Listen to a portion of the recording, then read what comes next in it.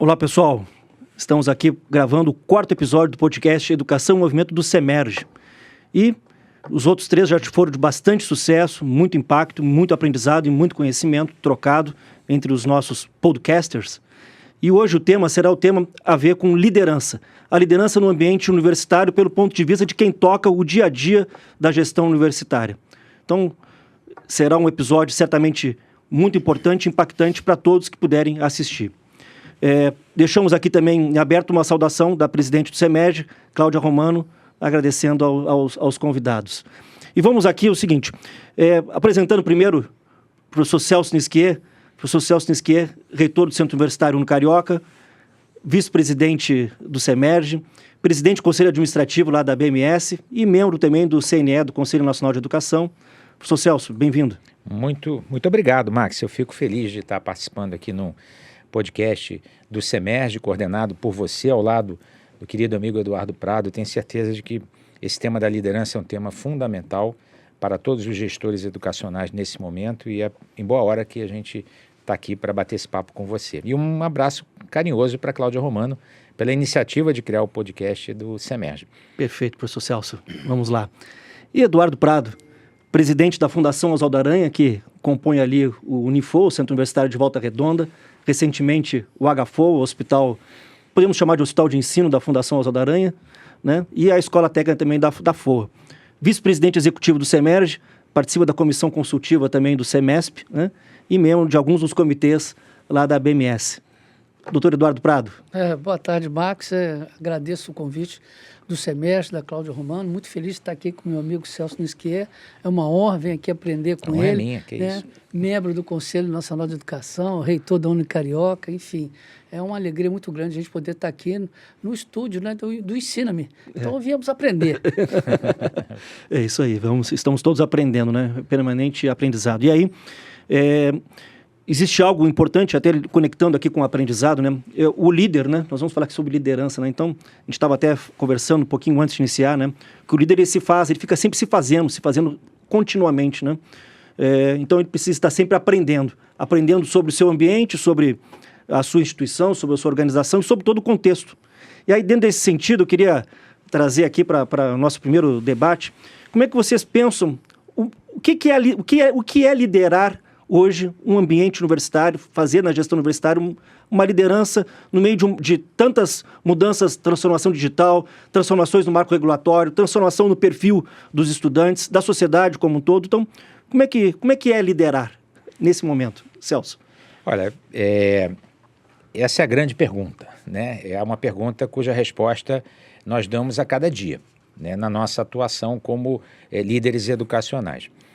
O que é, nesse momento de tanta mudança, o que é muito importante na vida das organizações? A capacidade de se adaptar aos novos marcos regulatórios, se adaptar às novas tecnologias, à inteligência artificial, que é um grande desafio para todas as organizações, incluindo as educacionais. Então, eu acho que o líder, nesse momento, ele primeiro precisa ter a humildade de saber que não sabe muitas das coisas que estão acontecendo, né? Aprender sobre o novo marco regulatório precisa de humildade, porque é uma mudança importante no cenário regulatório geral, da educação superior como um todo, não só da educação à distância. A segunda mudança radical da tecnologia também traz a humildade de buscar aprender, de buscar entender a melhor forma de adaptar a tecnologia ao clima, né, à cultura organizacional. E a terceira qualidade, eu acho muito importante nesse momento, não só de humildade e de capacidade de aprender, é o diálogo.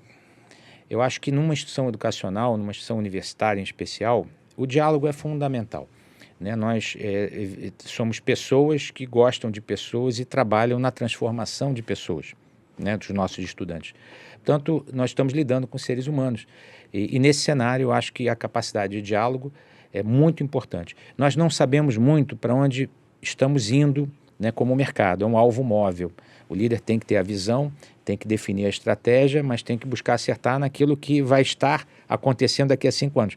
Não é uma tarefa fácil, mas se ele for capaz de reunir as pessoas, de buscar o diálogo, de ter humildade para aprender, as chances de ser bem-sucedido na liderança aumentam. Aumenta bastante, né? É uma combinação de fatores, né? E não existe uma fórmula perfeita, né? Não, por isso que, assim, humildemente, eu acho que a humildade é importante, a capacidade de se adaptar também, e a construção coletiva de um projeto, né, através do diálogo e do acolhimento das diferenças, das diferentes opiniões da organização, são fundamentais nesse momento. Perfeito, Eduardo. E aí? Perfeito. O que o Celso colocou aí é fundamental.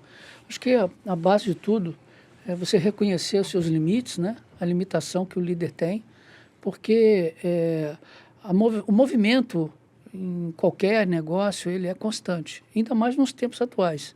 Nós estamos desenvolvendo praticamente em 12 meses um século. Né? Então, assim, as inovações, os desafios, eles são constantes. Mal dá para a gente dormir, 20 horas de trabalho por dia. Né? A humildade me chama muita atenção, né? Porque eu acho que o líder ele tem que ter esse reconhecimento que está sempre em busca, né? Sempre em busca de não só de receber, mas de doar. Entendeu? Essa busca dele constante na doação que ele mesmo tem que fazer para os outros. Né? Então, assim, ser adaptativo, proativo, vigilante, né? E buscar, na medida do possível, antecipar esses impactos. E para isso, é importante que os líderes, nós estamos falando da educação, eles possam buscar nos sindicatos, né? Em todos os sindicatos nacionais, aqui nós estamos falando do Rio de Janeiro, buscar o SEMERGE. Nas associações que representam o setor. Isso, né? porque é ali onde tem pessoas com grande experiência na educação, né? 10, 20, 30, 40 anos ali, e são pessoas que estão próximos aos órgãos que nos regulamentam, próximos às pessoas que escrevem as portarias, os decretos, como eles pensam. Então fica mais tranquilo, né? Menos ansiedade para quem está com uma distância muito grande, que começa a pegar a legislação quando ela é publicada. E o marco regulatório ele é fundamental, você não pode fugir a ele. E ele é constante, está sofrendo as alterações, porque a sociedade vem mudando. Uhum. Embora a gente tenha o marco regulatório como um norteador fundamental para o líder desenvolver, quando o marco chega, ele já chega um pouco atrasado. Uhum. Né? Comparando um pouco com a legislação, do direito, né? Tem uma teoria tridimensional do direito criada por Miguel Reale, né? E ele, ele dizia que você tem que ter o fato, né? O valor ao fato e a norma. E eles nunca andam juntos, né? Porque existe um fato, e até você valorizar ele, até criar uma norma, quando você cria a norma, o fato já mudou, a valorização daquele fato muda. Então, assim, quando a regra chega, né, quanto tempo nós esperamos para um novo marco regulatório do ensino à distância? Só para dar isso como exemplo. Uhum. Tivemos um tempo de maturação para isso. Uhum. Então, você está próximo, né, o líder está próximo aos órgãos, né, que possam trazer para ele mais conforto, para ele entender como funciona essa mecânica. Ele tem uma vantagem competitiva, né? Quem entende melhor o marco regulatório... O contorno, né? Quem entende melhor o contexto, o contorno, você fala marco aqui, é o contorno, o contexto. Ele consegue se adaptar melhor. A liderança adaptativa. E volta ao que o Celso colocou aqui no início, né? A questão da adaptação. Então, assim, adaptar, na verdade, é essencial para qualquer uma das... A gente vê entre as habilidades que existem para em geral, para todas as profissões, está ali, adaptar. E, na verdade, né, professor Celso, adaptar é o que nos trouxe como humanos aqui, né? E tem um aspecto importante quando se trata de organizações educacionais, é que naturalmente os nossos processos se desenvolvem ao longo de muito tempo. Quer dizer, não existe na educação mudanças radicais da noite para o dia. Primeiro, porque o processo é um processo de acomodação, as tecnologias demoram um tempo, nós temos que considerar a cultura, os professores. Então, um outro talento importante, eu diria um atributo importante é a paciência e a persistência, porque não se consegue mudar culturas. Por exemplo, quando você vai investir num projeto, o Unicarioca fez isso num projeto que o Max até liderou durante muitos anos, que é o projeto que a gente chamou de Unicarioca 2.0, que na verdade era uma reinvenção da instituição, isso há mais de 15 anos atrás, com uma visão muito clara de currículos, de metodologias, de atitudes de professores. Isso levou a que a Unicarioca se tornasse, já por 10 anos consecutivos, o melhor centro universitário privado do Rio de Janeiro. Mas isso foi plantado ao longo de um tempo. Quer dizer, os resultados começaram a ser colhidos quase 5 anos depois das primeiras ações no projeto. Então é importante também que os líderes tenham muita paciência, muita persistência, para que eles possam avançar naquela direção no tempo certo, no momento certo e com o envolvimento das pessoas certas na organização. A mobilização dos recursos, né? Verdade. Recursos de tempo, recursos de infraestrutura, recursos de pessoas, todos ali são recursos. A gente usa recursos, parece estar diminuindo, mas na verdade é o que existe disponível para a gente enfrentar essa empreitada. Né? E se eu puder dizer assim, o que diferencia um gestor de um líder, né? Porque os gestores são muitos gestores, né? O gestor é aquela pessoa que aprendeu a lidar bem com recursos, né, otimizar os processos para que os objetivos sejam atendidos com economicidade. Esse é o gestor. O líder é aquela pessoa que pensa fora da caixa, que transforma pessoas em evangelistas da sua própria causa, que inspira pelo exemplo. Então, o que faz um gestor bem-sucedido são resultados. O que faz um líder bem-sucedido é o propósito institucional ser atingido, que vai muito além dos resultados financeiros e materiais. Sim, certamente. Foge da fronteira do tempo e do... O gestor é de recursos, né? E o líder é de propósito, de propósitos. E a gente tem aí com isso aí algumas coisas que envolvem, né? A alteridade, né, do líder, de reconhecer onde encontra os membros da sua equipe. Às vezes até a forma das pessoas que estão na sua equipe te chamar, você percebe toda a bagagem que ela tem, né? Algumas ainda te chamam de chefe, entendeu? Chamam de amigo, entendeu? Então, assim, tem uma série de irmão, enfim. Cada palavra que usa para usar em referência ao líder já mostra quem é aquela pessoa. Perfeito. Então, aí a liderança tem que ter uma visão especial para tratar com aquele liderado, né? Hoje a gente tem uma gama de gêneros muito grande e cada um traz consigo uma história, cada um traz consigo uma filosofia, um pensamento, para você tocar nele e fazer dele descobrir o que ele tem de melhor, porque muitas pessoas que trabalham nas equipes, eles não sabem da sua capacidade. Uhum. E aí eu acho que o papel do líder nesse momento é tocar aquela pessoa no sentido que ela possa dar de si o melhor que ela tem. Perfeito. Aí o propósito, às vezes ela não tem um propósito, mas você mostra para ela um propósito na vida, né? Você mostra para ela que é possível você ser feliz com muito menos recursos que ela às vezes almeja, né? Então, às vezes eu falo lá com os meus alunos, eu falo assim, eu queria ter um carro importado. Eu falo, pensa em ter um carro. Pensa em ter um carro, entendeu? Porque senão você vai demorar muito tempo para ser feliz. Coloca a tua meta mais curta, entendeu? Que aí você vai conseguir um carro mais rápido e assim você vai conseguir dar um checklist naquele ponto. E aquilo vai ser uma alavanca, uma plataforma, né? Para você buscar um novo processo, um novo projeto. E a liderança traz consigo uma responsabilidade imensa, porque você possa ser referência, né? As pessoas querem seguir alguma coisa da forma com que você age, da forma com que você fala, quer ter a sua experiência, quer ter o seu resultado. Então, a sua responsabilidade com relação ao outro é imensa. É uma responsabilidade de vida, não é só de negócio. Você está mexendo na vida daquela pessoa. O gestor, ele tem colaboradores, o líder tem seguidores. Mas não só seguidor que fica acompanhando na internet, não. Esse seguidor só dá um tiquezinho, vê metade, vê 15 segundos. Seguidor no propósito. É seguidor no propósito, seguidor para a vida. Isso. Entendeu? É fundamental isso. Seguidor no propósito. O que vocês colocaram aqui, uma hora que falou de recurso, e eu refletindo sobre calibrar também, tem papel do líder também de calibrar esse propósito com... Tem propósito geral, tem propósito da empresa também que ela precisa se resolver, né? Tem uma teoria chamada teoria do fluxo, não sei se vocês conhecem, né? Uhum. Que é uma teoria de um psicólogo dos anos 80, 70, Mihaly Csikszentmihalyi, é um húngaro, acho que até judeu húngaro. Uhum. E ele fala o quê? Que você deve colocar o propósito, algo a ser feito, na tal medida que não gere uma ansiedade, porque ele não vai conseguir cumprir, nem uma afasia no sentido de que ele vai ficar acomodado. Então, um calibre, o que significaria o fluxo? Uma linha em que ele consegue fazer aquilo de tal forma que ele nem percebe o tempo passar, ele entra em flow, né? Ele entra em fluxo. Então é quase um ajuste do violino, né? Aquele ajuste... É importante que dentro dessa medida você possa... Porque todas as equipes, todos os serviços, todas as atividades, elas geram um grau de estresse, né? Então, agora o estresse comedido, porque ele não pode ser nem muito e nem pouco. Se for pouco, fica na apatia. É isso aí, fazer hoje eu diria até que a gente tem que enviesar a organização pelo lado do acolhimento, porque o estresse ele é generalizado pós-pandemia, né? A crise de saúde mental é muito grande, né? Muitas queixas de burnout, e as pessoas estão realmente no exagero, limite, né? No limite.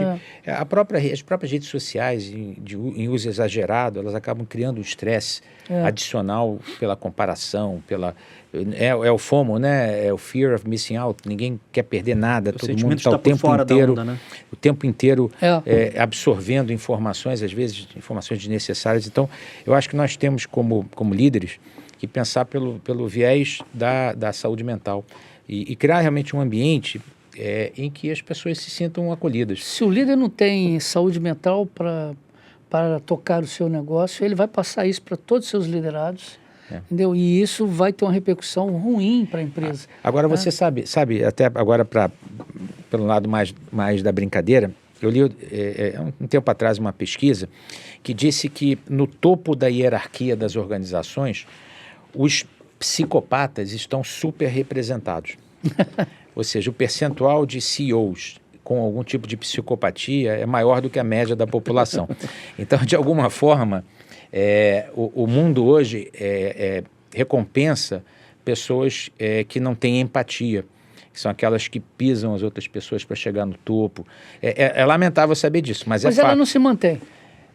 Ela pode pisar, não mas... Não sei, porque se você pensa que o líder é aquele que traz resultado e só resultado, e esquece que existe um elemento humano por mas trás... aí é que qual é o resultado, Ele traz o resultado, mas aí ele fica um tempo, entrega os resultados, depois vai embora e deixa o caos por trás. Né? Existem empresas e empresas. Tem empresas que só buscam o resultado, só olham o resultado. Estou muito destroçado. E tem empresas que, por exemplo, como a que eu represento, que é sem finalidade lucrativa.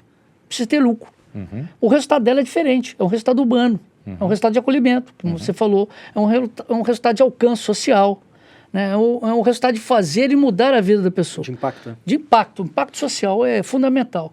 Então, assim, muitas empresas não têm essa visão. Eu não quero impacto social, eu quero vender mais. Eu quero aumentar 50% do meu produto. Aí faz um refrigerante, em vez de fazer de 1 litro, faz 1,5 litro. Aí ele já está vendendo 50% de impacto, ele já teve ali. Diferente isso. Eu acho que isso a cultura tem mudado. Até a nossa presidente, Cláudia Romano, até se destaca muito na pauta ESG, ESG, porque hoje as empresas são recompensadas até na Bolsa de Valores e até com relatórios sociais.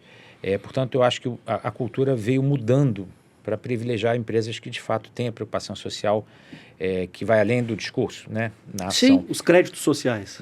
Não é só ter discurso, é ter vivência, né? Tem que viver aquilo que fala. Pois é, mas de qualquer forma eu acho que é uma mudança cultural que está se dando aos poucos. Eu queria voltar um pouquinho no início da nossa conversa, porque eu acho que é importante também esse aspecto da liderança dentro do ambiente universitário. Quando a gente começou a falar um pouco do contexto, que tem um contexto a ver com o marco regulatório, tem uma parte do marco regulatório, o contexto tecnológico, o contexto da mudança do comportamento. Como é que vocês veem o que parece ser coisas que não se falam, ou qual é o limite de um com o outro em relação a inovar e regular? Celso, como é que seria assim? Parece que às vezes gera uma desculpa nas pessoas. Eu não consigo inovar porque a regulação não deixa. Eu acho isso uma falácia, mas eu queria ouvir de vocês. Esse é o grande debate, inclusive hoje no próprio Conselho Nacional de Educação, no que diz respeito, por exemplo, à regulação da inteligência artificial na educação. Eu tenho a honra de ter sido o propositor dessa comissão e também hoje um dos relatores, junto com o conselheiro Israel Batista. O que acontece? Nós queremos regular sem inibir a inovação, né? Mas é tudo muito delicado, porque eu brinco, né, que é uma questão de deontologia, né, que os juristas, os formados na área jurídica vão entender. Quer dizer, aquilo que você quer permitir, aquilo que você quer obrigar, aquilo que você quer proibir. E a escolha das palavras é muito importante, porque a inovação não é algo que você exija ou que você possa proibir. né? A inteligência artificial hoje já entrou nas escolas e universidades pelos alunos, né? E pelos professores. Então já não é mais algo que você possa impedir. A inovação tem que ser estimulada. Mas cabe ao Conselho Nacional de Educação estabelecer limites. Por exemplo, pode hoje um professor universitário ser formado por um curso de licenciatura sem aprender a usar a ferramenta, a conhecer os limites éticos da ferramenta, conhecer os impactos sociais da inteligência artificial? Não. Então, na minha opinião, como relator, a ser discutido com os colegas, eu acho que a inteligência artificial deve ser um componente curricular obrigatório, seja, né, de forma como componente ou de forma transversal. Então, essas questões hoje são muito delicadas, Max, mas nós também não podemos deixar... deixa que o mercado resolva e a inovação não pode ser impedida, então a gente também não pode regular. Não, eu acho que cabe regular para dar uma direção, para dar um limite, para dar uma forma em que a inovação possa ser estimulada dentro de certos parâmetros sensatos. Mas não é inibitória, não é inibitória. A regulação não inibe a inovação. Por outro lado, né, eu insisto, aqui me estendo nesse ponto, porque isso é uma coisa muito... Tá up to date, aí a discussão está quente. Se você coloca lá, por exemplo, a obrigação de ensinar inteligência artificial nas escolas, né, pode ser dentro da BNCC Computação, você está falando com escolas que não têm luz elétrica no Brasil, você está falando com escolas sem saneamento básico, você está falando com sistemas de ensino diferentes em si. Então, também não dá para obrigar e depois não cumprir. Porque você diz, vamos inovar, baixa aqui um decreto, uma deliberação do Conselho e garantimos que todas as escolas vão usar a inteligência artificial. Não é a realidade. Então, nós, como conselheiros, temos que ter também responsabilidade de fazer aquilo que é possível de ser feito, nem menos nem mais. Esse é o grande, né, assim, a linha tênue que separa a regulação da inovação. O ajuste fino. E no aspecto das lideranças? Eu penso, a sua pergunta parece ser simples, mas ela é muito complexa. Interessante. Pelo seguinte, eu penso muito nela. Pelo seguinte, você está pensando muito nela, nós estamos pensando agora nela. Mas olha só, a gente tem que analisar o processo de aprendizagem, né, a educação de modo geral, não só porque tudo bem que nós somos pessoas ligadas ao ensino superior, mas a gente tem aqui também umas duas bases, né? O ensino fundamental e a segunda fase do ensino fundamental. Tá? E a gente tem, quando a gente fala em inovação, a gente vem para o mercado. Né? Então, muitas das vezes a educação vem a reboque do mercado. Então, eu escuto muito lá na minha região, e eu acho que o Brasil inteiro tem isso, a questão de que... as empresas reclamam de que a pessoa chega lá e não sabe trabalhar com aquela ferramenta que está sendo usada na indústria, na empresa, no mercado. Né? Então, aí a educação de nível superior tem que criar mecanismos para adaptar essas ferramentas. E que muitas das vezes o seu professor não está adaptado para isso, ele está adaptado para aquele conteúdo, para aquela famosa palavra que eu não gosto muito, que é chamar grade curricular, entendeu? Eu já não gosto de grade, prisão. É um aprisionamento, né? É um aprisionamento, então eu não gosto muito dessa expressão de grade curricular. Eu acho que a gente tem que trabalhar por conteúdos, por competências, habilidades, entendeu? E olhar para que o mercado vem fazendo, para a gente preparar a pessoa para a empregabilidade, para produzir, para o desenvolvimento, não para ser reprodutor, porque houve um período que se fabricava pessoas para trabalhar na fábrica, para trabalhar em processos repetitivos. Não havia criatividade. É uma mesa do Ford.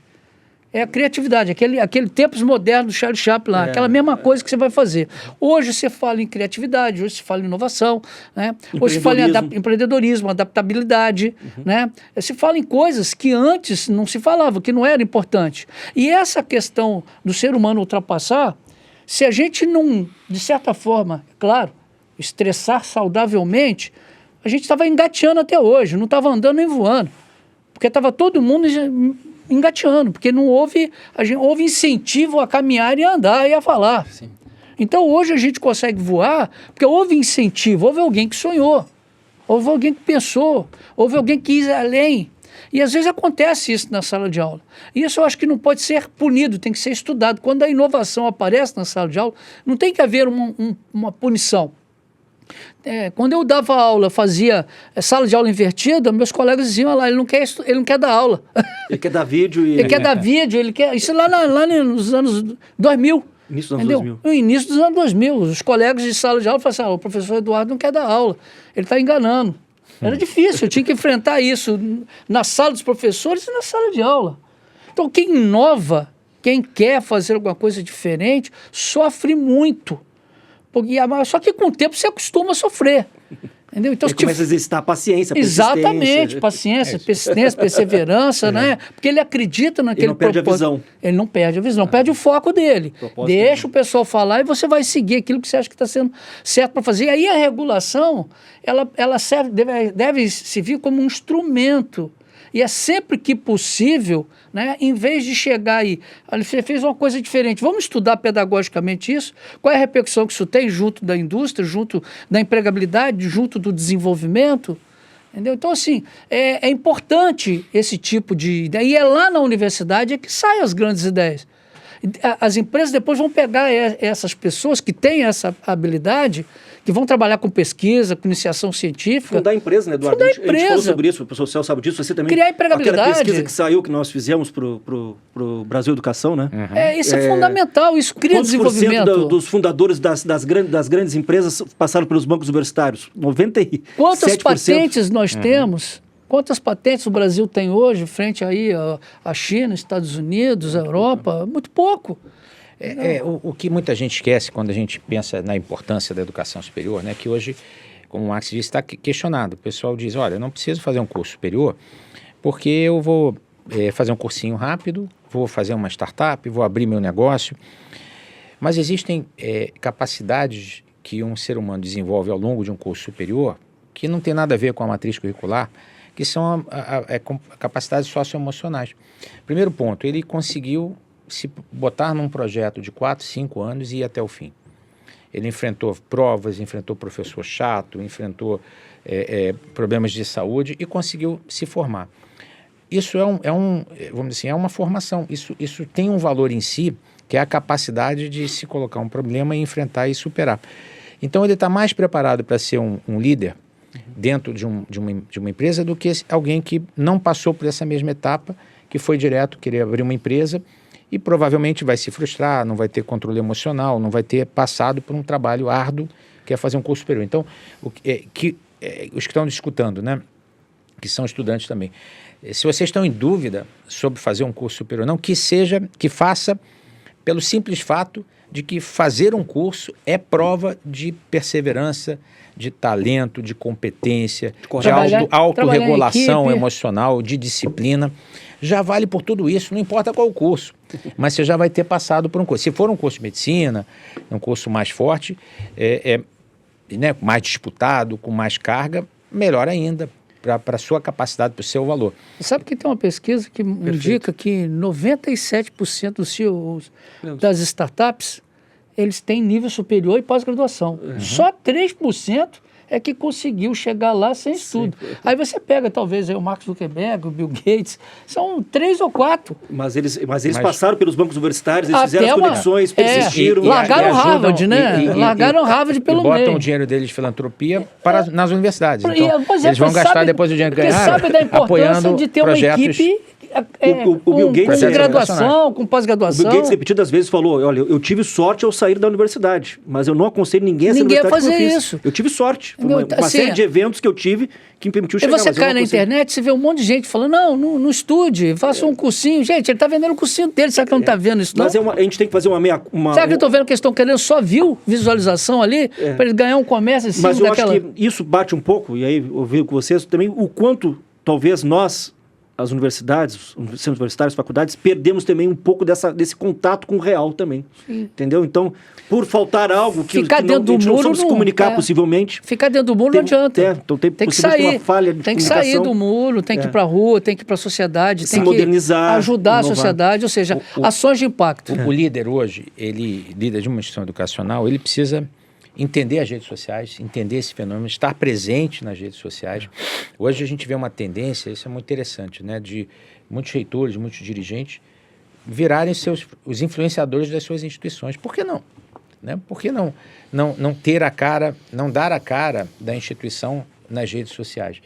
Não tem por que esconder. Eu vi uma pesquisa que eu acho que é 75% das pessoas preferem lidar com o líder da empresa do que com um artista, alguém falando por ele, o aluno bonequinho da inteligência artificial. Ele quer conhecer quem é que está por trás daquela empresa. O aluno não só quer conhecer o reitor, como ele critica o reitor, né, nas redes sociais. E nós temos que estar abertos a isso, inclusive responder às críticas e aceitar as críticas, as que são construtivas. Isso é parte do jogo. É democrático isso, né? E nesse aspecto até da liderança, aí, talvez, e para um ator importante que a gente não falou ainda dele, mas dentro do nosso ambiente universitário, o professor. Ah, sim. Você está falando do líder. O professor também é o líder dentro da sala de aula. É isso que eu queria fazer com essa conexão com vocês. O professor é líder da sala de aula. Bom, o que eu posso falar sobre isso é o seguinte: eu comecei a minha carreira como professor. Direito tributário, 4 tempos na sala de aula, sexta-feira à noite dando aula para o curso de Ciências Contábeis. A liderança, ela começa, não é no topo da empresa, ela começa no banco da sala de aula. É lá que os líderes são formados. É ali quando tem um representante de turma, é ali quando vai para o diretório. Ali na sala de aula que nascem os líderes. E o professor faz um papel importante, apoiando, incentivando, né, com a sua experiência, dizendo para ele onde ele deve caminhar melhor, para ele queimar etapas. E está mudando, né? Esse papel do professor, ele está mudando. Ele assim, se o professor acha hoje, né, numa postura que eu diria de arrogância, que são poucos, mas ainda existem, que ele é o único dono do conhecimento, que ele é a pessoa que sabe o que ensinar, o que o aluno deve aprender, como o aluno deve aprender, isso está passando. Ele não vai ser líder de fato se não tiver a humildade de reconhecer que hoje o papel dele é muito mais de facilitador da aprendizagem. Perfeito. De mentor do aluno, de curador de conhecimentos, e não de dono do conhecimento. Então essa atitude, a verdadeira liderança hoje é diferente daquela liderança do professor né, catedrático, né, dono da cadeira. A informação estava no professor. Então, hoje o Google faz, a informação tem lá. Hoje a informação está na internet. Agora, o que fazer com ela? O que fazer com a informação? Então você ter a informação não significa que você vai fazer algo com ela. Você precisa entender o processo. Aí você vai precisar do fator humano.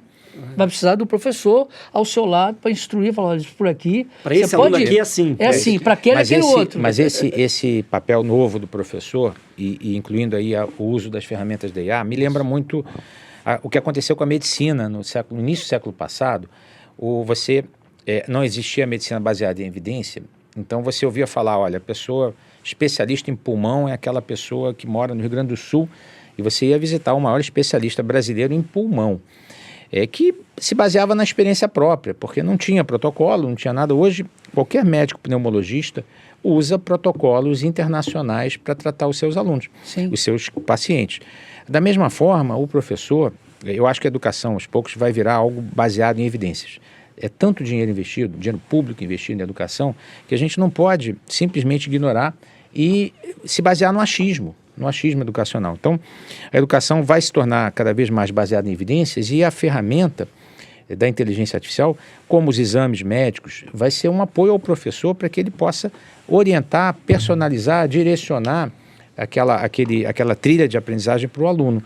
Então, eu vejo o professor liberado de uma responsabilidade que não é mais adequada, que é o único dono do conhecimento, de forma humilde aceitar que existem protocolos que estabelecem o que é uma boa prática pedagógica, né, protocolos científicos, e ele vai usar as ferramentas tipo IA para ser o melhor professor que ele pode ser para aquele aluno, para que realmente seja aquele líder inspirador do aluno na sala de aula. No passado, a gente proibiu o uso da calculadora. E o que adiantou? Proibiu consultar um livro. Entendeu? É um movimento famoso nos Estados Unidos, nos anos 80, o movimento para tirar a calculadora das faculdades. Pois é. E aí, assim, hoje você está com a inteligência artificial na sua palma da sua mão. Você conversa com ela, fala com ela. Deixa eu fazer uma proposição aqui. Até ontem, num debate em São Paulo, eu lancei essa ideia, né? Que, na verdade, veio de uma conversa anterior ao evento, né? Com algumas pessoas que lá estavam. Imagina, e o Max sabe porque a gente conversou muito sobre o professor Nota 10, lembra? Aquele modelo né, de identificar as melhores práticas do bom professor, né, de modelar o bom professor. Eu conversei com o Eduardo sobre isso. Você imagina, Eduardo, o seguinte: você pega hoje, com os recursos da inteligência artificial, você pode gravando milhares ou milhões de aulas, verificando aquilo que deu certo, não deu certo, treina a máquina com aquilo que dá certo, e aí você tem o quê? Você tem um protocolo do que funciona como prática docente em sala. É um protocolo construído com base em milhões de experiências, não foi uma pesquisa científica, milhões de treinados. E aí você pega os professores da sua instituição, grava as aulas daquele professor e passa por esse protocolo. E aí vem todas as dicas, isso aqui você pode mudar, isso aqui você pode mudar. Você não precisa substituir o professor por um professor ideal. Você simplesmente usa o modelo treinado para poder melhorar a qualidade da prática docente. Daí porque o professor que se submete a isso, tem que ter humildade de aceitar que talvez ele não seja o melhor praticante. Ou então ele se torna um modelo. Se ele for, ele passa a ser o modelo daquela instituição. Os bons nascem, né? Então eu acho o potencial da IA para realmente melhorar a qualidade da educação é muito grande. Começando por isso, por melhores práticas docentes. Hoje você tem, com o uso da inteligência artificial, que você está tanto atuando lá no Conselho Nacional de Educação, você, do nível que ela estiver, depende da assinatura que você tem, você conversa com ela normalmente, ela ri, dá gargalhada com você, entendeu? É um coach, entendeu? E ela te dá as melhores ferramentas, mas ainda assim você precisa sentar, ler, estudar, e você precisa da figura humana. A gente não faz nada sem um outro ser humano. Aí o professor, ele é importante nessa tarefa para ajudar ali, para estimular o aluno, para ele ter aquela conversa de pé de ouvido com o aluno, mostrando, olha, eu já passei por essa experiência aqui, já passei por isso na minha vida, não faça assim, faça assado, faça diferente. Eu fiz um teste, inove, provoca ele um resultado melhor, que ele nem sabia que podia alcançar. Eu fiz esse desafio, que eu repito aqui para os ouvintes do nosso podcast, mas façam isso. Eu fiz isso alguns meses atrás. Não sei se o Max ouviu essa experiência. Eu peguei um currículo de um aluno do curso de administração da Unicarioca, no 4º período, anonimizado. Peguei esse arquivo, peguei o arquivo com a matriz curricular do curso e peguei o arquivo com o resultado da Unicarioca daquele curso no ENAD. Aí eu entrei no ChatGPT e disse assim, faça um plano individualizado de aprendizagem para esse jovem. E saiu, Eduardo, o plano perfeito, reconhecendo as limitações que ele teve até o momento do curso, matemática financeira não foi tão bom, vamos fazer um reforço, reconhecendo as limitações do curso de administração da Unicarioca, com base no resultado do ENAD, fez uma trilha e ainda queria sugerir banco de questões. Não, eu faço aqui um banco de questões. Ou seja, a inteligência já sabe o que é o melhor para o aluno naquele momento. Isso eu chamo disso de hiperpersonalização. Não se trata de o aluno fazer algumas eletivas para personalizar a sua trilha, a sua jornada na instituição. Se trata, no futuro, de ter um currículo individualizado para cada aluno, que é uma hiperpersonalização. Aí vem a questão, e as diretrizes curriculares nacionais? Isso é um grande dilema que a gente vai enfrentar mais à frente. Se a gente começar a olhar para isso agora, nós vamos ter menos dor no futuro, porque é inevitável isso. A tecnologia vem para ajudar. Se a gente não entender como isso pode ser feito da melhor forma possível na sala de aula, vai chegar um momento que isso vai ficar muito disruptivo. A dor vai ser incrível, porque a sociedade está evoluindo muito rápido. Nós estamos evoluindo um século em 12 meses. Pois é. Informações. Então, é muita coisa à disposição, disponível hoje, que a gente não consegue nem imaginar o potencial uso e as potenciais consequências. Daí porque, imagine a difícil tarefa de um conselheiro nacional de educação, tentando amarrar num documento que provavelmente, quando sair e for aprovado e publicado, já vai nascer envelhecido, porque a mudança é rápida e urgente, e constante. Celso, em cima disso, até falando conselheiro, quem são seus conselheiros na IA? Pode falar aqui? Eu na verdade, eu criei um conselho consultivo para a Unicarioca, primeiro. Eu pensei o seguinte, eu quero criar um board para a Unicarioca, um board virtual. Aí eu criei, no ChatGPT, eu coloquei no conselho, no board da Unicarioca, olha que chique. Coloquei o Bill Gates, eu coloquei o Steve Jobs, eu coloquei o Elon Musk, coloquei o Ramana Maharshi, que é um mestre indiano, coloquei o Einstein, porque também precisava de um pouco mais de inteligência, né? E coloquei meu pai, Isso. Arnaldo Para Anchieta. tomar uma decisão, ele olha para o E assim, conselho. a cada Esse decisão conselho da IA. estratégica, eu peço ao ChatGPT, eu criei um nome, né? Se chama Conselho Consultivo da Unicarioca, virtual, e eu tomo as decisões perguntando A esse o que conselho. esse grupo de pessoas falaria sobre esse novo curso que a gente quer criar. E aí vem, e ficou perfeito, o molho de cada um combinou. Então, um é mais inovador, o outro é mais acolhedor, o outro vê o lado humano, o outro está pensando na inovação. E aí chegam numa solução, eu só tomo decisões na Unicarioca hoje ouvindo o meu board virtual. Isso é fantástico, né? Eu estou usando todas as inteligências Eu disponíveis tenho o na meu rede. a meu conselho favor. curador, que me ajuda muito lá, né? E tenho todos os meus assessores. vez que eu falo isso em público, reitoria, viu? Mas tem, sabia? né, os meus assessores lá. É legal, isso aí é bom porque fica de... É cada um que cria o seu. É. Né? Assim, a Edux, por exemplo, pode criar um board maravilhoso dentro das suas filosofias, né? de educacionais, de espirituais, acadêmicas.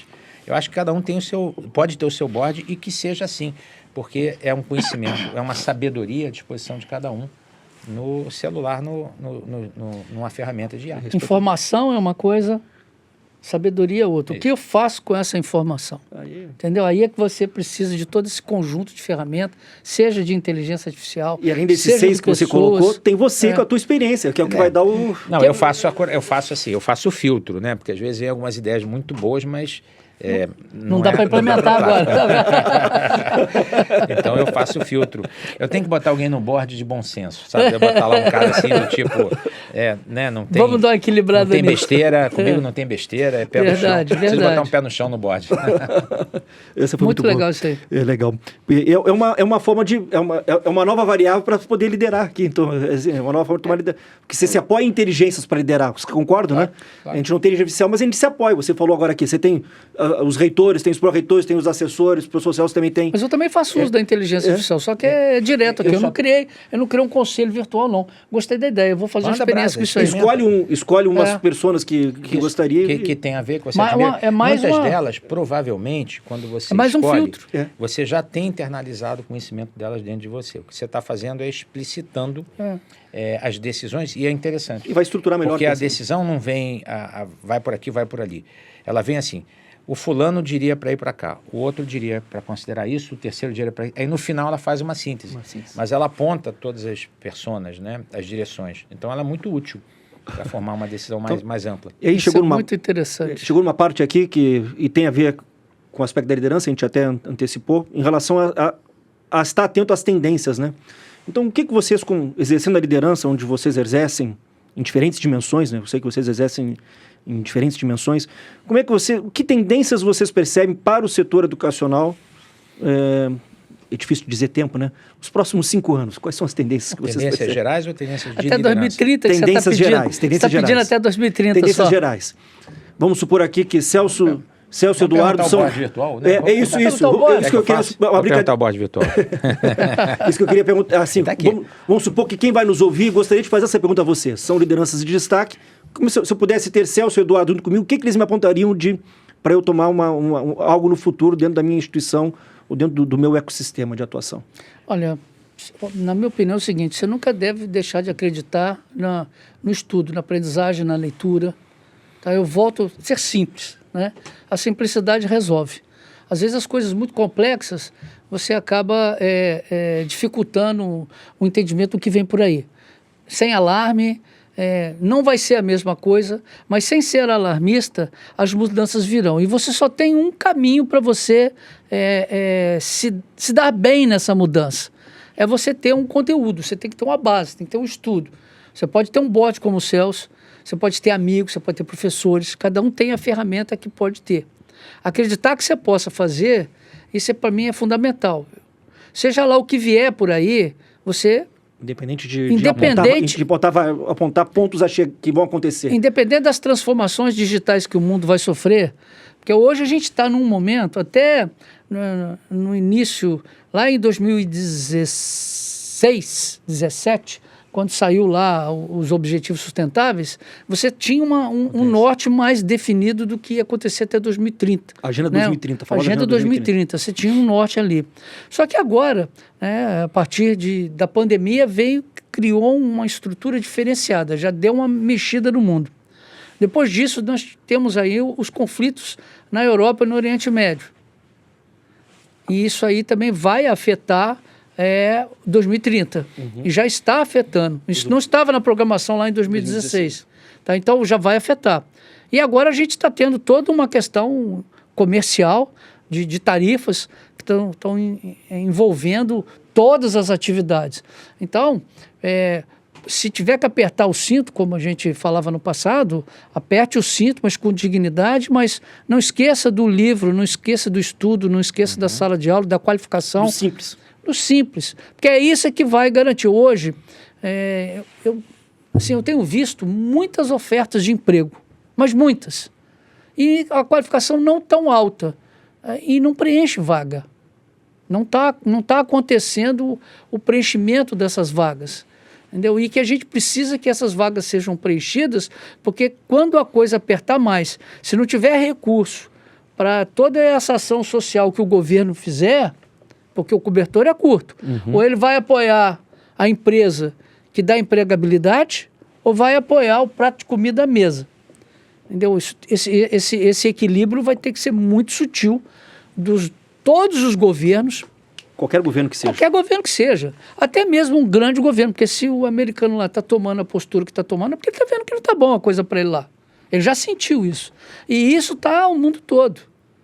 Então, transformações vão existir. Agora, estude. É o que eu tenho para dizer o seguinte: vá para a faculdade. Busque conhecimento. Busque qualificação. O que você falou aqui, até onde passou o Celso, tem um livro, Morgan Housel, o nome do escritor, que é isso aí que você falou. O que não muda quando tudo está mudando. Então tem coisas que são imutáveis. Deixa até assim, para quem estiver assistindo, procure o livro, que é espetacular. Tudo está mudando, mas o que não muda? Então, um pouco aqui do que eu gosto muito desse conceito, porque foi ele que baseou meu livro. O Celso tem um livro, Educação Mais Forte. Tem a Educação Mais Forte, Educação Inteligente. E tem a Educação Mais Inteligente. Mais inteligente que também. Foi esse exercício que o Max falou. Quer dizer, quais são os princípios educacionais? E Educação e Transformação. Invariantes. 3 livros. E é o mais recente. Você está leitor, Obrigado. Esse Educação Mais Inteligente, ele foi feito como uma conversa com professores e gestores sobre exatamente o que o Max falou. O que não muda na educação? Tem tanta coisa mudando. Quais são os princípios imutáveis? Que são princípios que a gente usa lá na Unicarioca. Então, por exemplo, o princípio do aluno ser único na sua capacidade de aprender. A tendência é a hiperpersonalização. Sem dúvida. A tendência é personalizar cada vez mais a experiência do aluno. O princípio dos ambientes educacionais serem engajadores, motivadores. Então, vários recursos aí, imersivos, né, de realidade virtual, de ambientes digitais, né, o AVA cada vez mais O Celso está falando mais assim com a visão, no meu modo de entender, está falando empresarial. Eu quis falar para a pessoa, entendeu? Para mover a pessoa. Não, mas são e ela complementares aqui. Complementa. Então, a pessoa procura a universidade que vai lhe dar uma trajetória, uma linha de conhecimento mais específica, mais daquilo que você precisa, né? Mais visual, mais literário. Ter uma trilha. Primeiro, a trilha do conhecimento. Primeiro, a trilha, eu acho que a aprendizagem é para a vida inteira, né? Então, a gente tem que abandonar essa ideia de dar tchau para o nosso cliente depois de 4, 5 anos. Ele vai continuar conosco, ou não. Se não for conosco, vai procurar outro, mas ele vai buscar conhecimento com outro. É o tempo inteiro. Então, essa é uma outra tendência da aprendizagem permanente. Então, essas tendências, elas servem para que nós possamos desenhar algumas soluções específicas em cada organização. Então, por exemplo, a sua organização, a sua instituição, utiliza análise de dados para verificar, por exemplo, o risco de evasão dos alunos? O Unicarioca vem fazendo isso. Sim. A gente tem que poder chegar e a gente já tem que saber que o aluno tem risco de evasão antes dele está frequentando a aula, está pagando a mensalidade, qual é a média da nota dele? Você pode perceber comportamentos. Hoje já há ferramentas que eu acho que não... Talvez no Brasil não passariam pelo crivo da privacidade de dados, mas na China existem. Você já bota uma câmera na turma, você já consegue identificar pela análise da imagem. Facial. Pela reconhecimento facial, se aquele aluno está sendo vítima de bullying, se ele está aprendendo triste, mais ou menos. Se ele está aprendendo mais ou menos. A reação que ele tem ao professor expor um determinado conhecimento, um exemplo. Então, hoje, as ferramentas, elas têm essa capacidade de analisar e o professor e o gestor ainda não sabem trabalhar com esse tipo de dashboard, com esse tipo de informação. Né? Qual é o professor de instituição que recebe uma informação sobre esse perfil do aluno antes dele dar aula, né? Aquele com maior risco, aquele que precisa de atendimento psicopedagógico. Então, esse tipo de ferramentas, eu acho que são tendências para os próximos anos. E as microcertificações, eu realmente acredito que hoje, 4, 5 anos para um jovem dessa nova geração é muito tempo para se comprometer. E é então, verdade. nós temos que engajar o jovem com certificações depois de um ano. Habilidade e competência. Ele cumpriu aquilo no currículo, ele pode ser certificado ali. Ele está hábil e competente para fazer aquela tarefa. Isso é uma resposta a essa pressa, né? E essa necessidade que o mercado tem também de absorver mão de obra. Temos que repensar o conteúdo do currículo, porque às vezes tem um curso com 5 anos. Será que tem necessidade de ter 5 anos para estudar aquilo? 5 anos no passado, com tantas ferramentas, com tantos módulos de tecnologia pedagógica que a gente tem hoje, será que precisa ter uma aula de 40 minutos? Será que uma aula com 20 minutos não atrai mais o aluno? Ele dá um conteúdo mais denso? Então, isso tudo, assim, é claro que nesse momento a gente esbarra naquela outra pergunta que você fez, que é o conteúdo normativo. Se a aula é 40, regulação. 50, a regulação te interrompe. Mas se você fizer com menos atividade, der o seu conteúdo com menos tempo, o aluno não pode usar o estudante, melhor colocando, ele não pode buscar... Uma inversão nisso aqui é o seguinte... O que vale mais? É o aprendizado efetivo do estudante ou o tempo que o professor está ensinando? É isso. É o aprendizado efetivo do estudante. É exatamente, a eficácia da coisa. E aí, de repente, você pode formar pessoas com menos tempo. Em vez de 4 anos, você pode formar com 2. Não, com certeza, todos nós curso que você não pode mexer, nós que tem uma alunos, vivência muito grande. Medicina, por exemplo, não dá para mexer. É um curso de uma... Eu antes de entrar para gerir num hospital, eu achava 6 anos, nossa, uma coisa muito grande. Hoje eu vejo. 6 anos é pouco. É por isso que ele tem as especializações, as especializações, entendeu? É muito complexo o ser humano, com todas as suas particularidades, né? E o médico, ele precisa estudar e ter tempo, maturidade, né? Precisa ter um tempo dele poder maturar todo aquele conhecimento que ele precisa. Senão ele fica só respondendo prova. Ele sabe responder a prova, mas não sabe fazer. Quando eu era procurador, fui procurador lá em Resende. O pessoal, fui procurador-geral em Coatis. O pessoal passava no concurso, todo mundo sabia passar na prova. Mas dava um processo na mão para eles resolver. Eu sabia resolver o processo. Doutor Eduardo, como é que você resolve isso aqui? Você tem que fazer assim, assim, assim. Você não passou na prova? Eu perguntava para eles. Mas passar na prova é uma coisa, trabalhar é outra. Não pode ser assim. Isso eu aprendi, um autor amigo meu, Rui Fava, ele diferencia lá inteligência de vida e inteligência de escola. Isso que você falou da prova, inteligência de escola, que habilita o cara a passar em provas, certificações. A inteligência de vida envolve boa parte de tudo que a gente conversou aqui. E aí, a gente está chegando a uma parte final aqui nossa, vocês com líderes de notável aplicação na sociedade, e aí, para vocês dedicarem um pouco aqui, falarem um pouco do que projetos vocês estão liderando agora, seja na instituição de ensino, seja em outras dimensões, para colocar aqui para todo mundo. Tá bom. Bom, começo?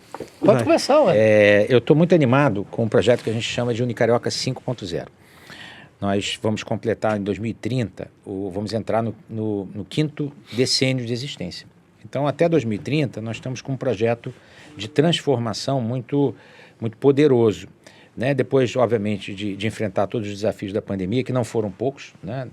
Todos passamos por essa adaptação, né? De dificuldade do remoto, dificuldade, né? Na captação de alunos, mas agora a gente está indo além, né? Como dizia o Nietzsche, aquilo que não nos mata nos fortalece. Então, quem passou pela pandemia sai mais fortalecido. Então, nós estamos enxergando nos próximos anos, até 2030, um processo de transformação da Unicarioca, tornando a instituição mais inteligente, né, mais acolhedora, mais empreendedora, e, portanto, isso é o que tem me animado, né? Estamos trabalhando com OKRs, com objetivos estratégicos, né? São 30, estamos monitorando esses objetivos. Então, eu fico muito feliz porque a equipe está muito motivada, né? Os gestores estão muito animados e, de fato, eu acho que nós, como instituição, temos uma contribuição a dar.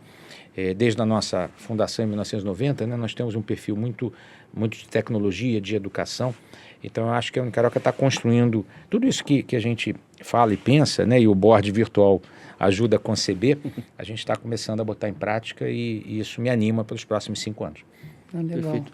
Eduardo, hospital, bom, tem um hospital e tem a parte educacional, né? O hospital a gente está trabalhando muito para remodelar todos os processos dele, né?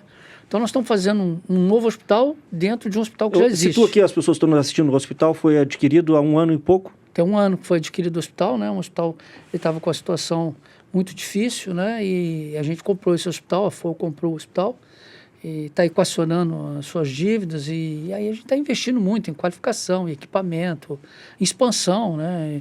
Estamos trabalhando muito na expansão do hospital, porque para a FOA tem uma marca muito forte, e o hospital precisava de ter uma elevação na sua marca. De quase 6 décadas, né?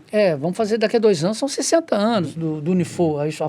A fundação tem 60 anos, né, daqui a 2 anos. Foi criada em 1967.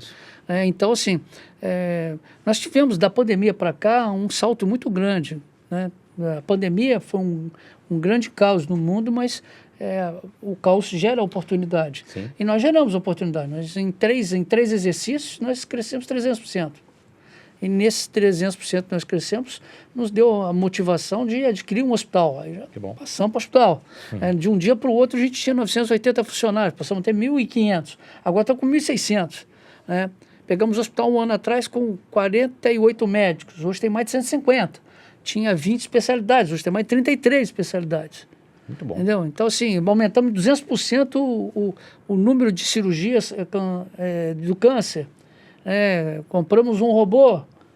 Celso vai nos visitar lá. Fizemos o robô da 20 lá. Eu vi o professor Mário lá fazer uma visita, né? Foi lá, o Mário foi lá fazer uma visita para a gente. Entendeu? E lá na educação, a gente pretende ampliar os cursos, né, ampliar o portfólio que nós temos, tanto no ensino à distância, que é a nota máxima, a nota 5, quanto os cursos que nós temos agora semipresencial, né? Agora vamos trabalhar no semipresencial, que é uma ferramenta poderosa que nos foi dado pelo marco regulatório. Eu costumo falar lá com o pessoal que o marco regulatório fala do ensino à distância, mas eu acho que ele foi muito poderoso no ensino presencial. Também, eu acho que é o marco regulatório geral. Da educação em geral. Ele veio como marco regulatório do ensino à distância, mas ele abre uma possibilidade muito grande para o ensino presencial e que passa a ser o sempre presencial, que é o híbrido, que eu sempre falava nisso desde 2016 lá na instituição, que o futuro seria o ensino híbrido, né? Então, novos cursos que a gente pretende realizar, e na saúde ampliar o hospital para fazer os atendimentos necessários. Residências também, né? Sim, tem seis residências, programas de residência que nós estamos concluindo, vamos apresentar para o Ministério. Muito bom, parabéns. Estamos caminhando, estamos acelerados. Então, assim, a gente tem um ponto forte, né? E 2020 é um ponto marcador para o mundo inteiro, né? A gente fala de crise, mas o líder ele pode olhar a crise como na verdade, a origem da palavra grega crise vem de oportunidade de mudança, né? A crise não é um ponto no tempo que diz o seguinte... Tem que mudar. Tem que mudar. Né? Tem que mudar. Então, acho que fica isso também na nossa mentalidade aqui. Como nós falamos antes, eu espero que esse momento, como nós falamos no bloco anterior, né, nas perguntas anteriores, do momento da inteligência artificial sendo utilizada mais fortemente na sala de aula com a utilização do professor. Ou até mesmo essa questão do tempo do ensino. Isso, se a gente não tratar isso, começar a olhar isso agora, lá na frente pode ter um caos aí. A gente pode ter um momento disruptivo forte. Então, a crise é para ter oportunidade. Mas se a gente puder trabalhar antes, a gente trabalha com mais conforto. Antecipação, né? Uma característica do antecipar, vai se adaptar mais facilmente. Pessoal, agradecendo vocês dois, queria que vocês dedicassem só aqui para finalizar, palavras finais, professor Celso. Não, eu queria só agradecer mais uma vez. Eu quero dizer que eu tenho muito orgulho de fazer parte da diretoria junto com a Cláudia Romano, sob a liderança da Cláudia Romano. Fico muito feliz de ver o Semerge se modernizando, né, seguindo toda a base deixada pelo presidente Rui Otávio, mas agora com essa visão nova. O mercado do Rio, né, o Rio de Janeiro precisa desse estímulo do sindicato, né, muitas instituições tradicionais precisando desse apoio. Então, minha mensagem final é de congratulações com o bom trabalho que a equipe do Semerge vem fazendo em prol das instituições do Rio de Janeiro. Perfeito, professor Celso. Doutor Eduardo. Perfeito o que o Celso falou, faço das palavras deles a minha, né? Assim, eu já estou vivendo o ambiente do Semerge desde os anos 2005, 2006, lá com o presidente Rui, né? Me tornei vice-presidente dele, e agora com a Cláudia Romano, na mesma pegada, né, na presidência. Agora A educação faz com que a gente tenha um comportamento diferenciado e o SEMERGE agora está sendo protagonista. Isso é muito importante, né? Não só as questões relativas às mantenedoras, mas principalmente na educação. Nós estamos entrando num viés muito interessante no SEMERGE, construindo uma nova história, né? E parabéns a Cláudia, toda a equipe dela, toda a que trabalha nisso, né? A você que está junto, ao Werner, que também está lá com o pessoal, a Vera Lígia. Eu só tenho a agradecer, porque eu saio lá do interior, né? Saio lá de Volta Redonda para chegar aqui no Rio de Janeiro e ser muito bem recebido por todos. Obrigado. Muito bem. Pessoal, então foi mais um podcast do SEMERGE, podcast Educação em Movimento, nosso 4º episódio, disponível nas plataformas Deezer, Spotify, no YouTube. Então, fiquei assim imensamente grato e satisfeito de estar aqui com grandes amigos educadores, Celso Nisquier e Eduardo Prado. Muito, muito obrigado e vamos para a próxima. Valeu. Vamos lá. Valeu. Obrigado.